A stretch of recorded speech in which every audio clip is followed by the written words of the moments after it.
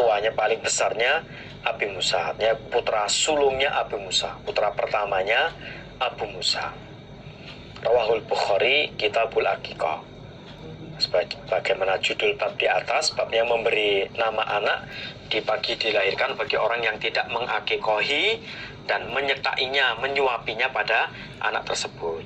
Kalau memang tidak mampu untuk melaksanakan akikoh, kalau mampu ya diusahakan untuk melaksanakan akikoh. Lah kalau nggak mampu bagaimana? Ya sudah, namanya juga nggak mampu. Kalau nggak mampu ya sudah, namanya nggak mampu. Babul azani, babnya azan. Fi udunil mauludi, di telinganya anak yang dilahirkan. Babnya azan di telinga anak yang dilahirkan. Hadatsana Muhammad bin Basharin, hadatsana Yahya bin Sa'idin wa Abdurrahman bin Mahdiin qala akhbarana Sufyanu an Asim bin Ubaidillah an Ubaidillah bin Abi Rafi'in an abihi qala, berkata siapa Abi, ra'aitu melihat aku Rasulullah pada Rasulullah sallallahu alaihi wasallam. Adzana, adzan siapa Rasulullah, fi udunil Hasan bin Ali, di telinganya Hasan bin Ali. Hina waladatuhu, ketika melahirkan hu pada Hasan bin Ali. Siapa Fatimah tu Fatimah, azan bis sholati, dengan sholat. Itu kalau urutan kalimat itu, adzana bis sholati fi udunil Hasani bin Ali hina waladatu Fatimah. Itu kalau bahasa Indonesia enaknya, kalau diartikan bebas bahasa Indonesia urutannya begitu urutannya. Tapi ini bahasa Arab ya sudah begini, sudah benar. Benarnya ya sudah begini, memangkulnya begini. Kata Abi, saya melihat Rasulullah adzan dengan adzan sholat di telinganya Hasan ketika Hasan dilahirkan oleh Fatimah. Adzan sholat ya adzan sholat biasanya itu. Nah, adzan sholat kan ada adzan subuh, ya tidak perlulah ya. Adzan subuh itu kan adzan, ada waktu untuk membangunkan orang yang masih tidur, maka ada kalimat as-sholatu khairum minan naum. Ya, yang normalnya selain subuh ya di adzan seperti biasa itu.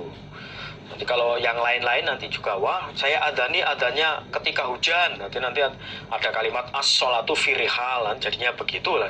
Enggak ya, adzan biasa itu aja. Jadi adzan sholat seperti biasanya. Karena ya masih anak-anak, ya jangan kenceng-kenceng, ya cukup pelan-pelan saja. Yang penting adzannya benar. Karena ada orang itu adzan itu malah error kemana-mana ya ada. Itu ya, ada orang itu adzan itu asyhadu anna Muhammadan abduhu wa rasuluh, itu ya ada itu ya ada orang seperti itu ya, teman-teman saya lah gitu. Setelah adzan tolah ada tadi ada yang mendengarkan apa ya, enggak ya ini ya. Nah, ada yang begitu, ada lagi yang adzan suruh ngadani ponaannya ini.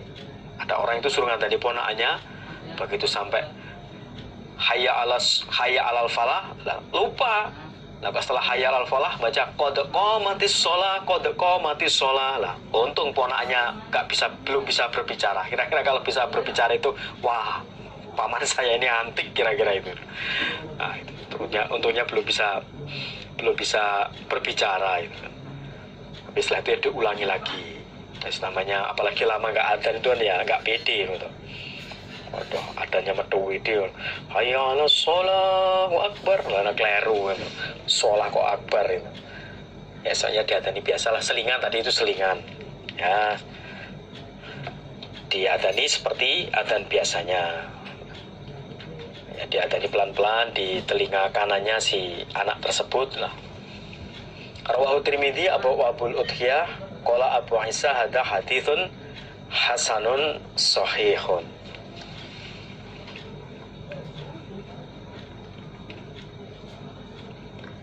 Kitabut Dabaik, catatan beberapa sembelihan. Wassoidi, dan buruan. watasmiyati dan membaca bismillah ala syaiti atas buruan. Hadis-hadis berikut ini nanti tentang beberapa sembelihan buruan, binatang buruan, dan membaca bismillah atas binatang buruan.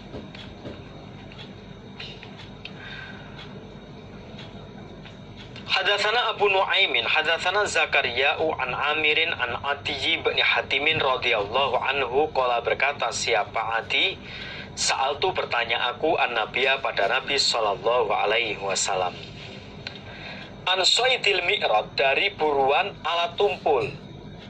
Dari buruan alat tumpul. Kalau mi'rad itu aslinya kalau anak panah atau tombak itu yang sudah hilang matanya, mata panahnya sudah dihilangkan, sayapnya tinggal tengahnya tok itu. Namanya kan alat tumpul itu namanya. Ibaratnya berburuan dengan mi'rad itu alat tumpul. Tapi kalau dalam penjelasan mi'rad itu adalah mata panah yang sudah hilang, dihilangkan matanya. Kalau tombak ya hilangkan mata tombaknya. Kalau panah selain mata tombaknya juga dihilangkan sayap belakangnya, itu namanya mi'rad. Kalau sering dimaknai bahasa Jawa itu gede. Qala, bersabda siapa Nabi, ma apa-apa asoba yang mengenai apa ma, bihadihi dengan tajamnya ma. Kalau terkena tajamnya sehingga bisa melukai dari binatang buruan tersebut, fakulhu, maka makanlah kamu pada binatang buruan. Ternyata panahnya misalnya kok mata panahnya masih ada, misalnya dilempar dengan anak panah atau mungkin dengan tombak, ya kok mengenai lancipnya sehingga bisa terluka, ya silahkan dimakan. Wama, dan apa-apa asoba yang mengenai apa ma biardi dengan tumpulnya. Ini kan tombak itu kok kena gagangnya itu, atau panah ya nggak kena tancipnya, kena tumpulnya. Walaupun buruannya mungkin bisa pingsan, bisa mati, bukan bisa, kalau pingsan masih bisa disembelih, ini buruannya itu bisa mati karena saking kerasnya itu bisa mati misalnya. Fahuwa makama iku wakidun, pukulan. Binatang buruan yang terkena tumpulnya itu merupakan pukulan, maka tidak boleh dimakan. Wasa'altu, dan bertanya aku Atihu pada Nabi an soidil kalbi, dari buruan anjing. Hanya berburu binatang buruan dengan menggunakan anjing. Qala, bersabda Nabi, ma apa-apa amsaka yang menahan apa anjing, alaika atas kamu, fakul maka makanlah kamu. Ketika kamu melepaskan anjing berburumu, kemudian anjing itu tidak makan dan memang sengaja anjing itu menahan untuk kamu, diketahui dari anjing itu nggak makan, misalnya menangkap kijang, rusa, dan anjing itu nggak makan, memang digigit gitu saja. Nah, berarti memang anjing itu tidak untuk dirinya sendiri, dia menangkap buruan itu untuk majikannya. Nah, kalau seperti itu silahkan dimakan. Fa'ina akhdal kalbi, maka sesungguhnya mengambilnya anjing, dia menggigit pada binatang buruan itu sampai akhirnya mati, iku zakaun, sembelihan. Karena sesungguhnya mengambilnya anjing itu merupakan sembelihan. Wa in wajata, dan jika menjumpai kamu ma'akal bika, beserta anjing kamu, au kilabika, atau beberapa anjingmu, kamu menjumpai kalban pada anjing, wairahu, pada selain anjing kamu, wairahu, selain kalbika, selain anjing kamu, begitu kamu mendekati pada binatang buruan yang dikejar anjing kamu, juga ada anjing-anjing lain yang di situ. Fakhosita lalu khawatir kamu. Di situ kalimatnya fakhositu diseragamkan fakhosita. Lalu khawatir kamu ayakuna bahwasanya ada apa anjing selain kamu. Ada apa kalban ghairuk, kalban selain kalban ghairuhu, anjing selain anjingmu, akhoda mengambil apa anjing hu pada binatang buruan, ma'ahu bersama anjing kamu, ma'ahu bersama kalbik sama anjing kamu. Wa qad qatalahu dan sungguh membunuh apa anjing hu pada buruan.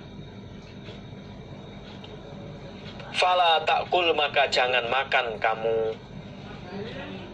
Jika kamu berburu dengan menggunakan anjing, ketika anjing kamu lepaskan menggigit pada binatang buruan, kamu mendatangi binatang buruan, di sana ternyata ada anjing-anjing yang lain bukan anjing kamu, dan kamu ragu-ragu, kamu khawatir jangan-jangan anjing yang lain itu juga ikut menggigitnya.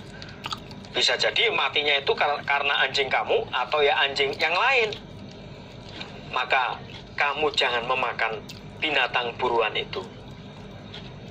Fa'inama dzakarta maka sesungguhnya menyebut kamu ismaullahi pada namanya Allah ala kalbika atas anjing kamu.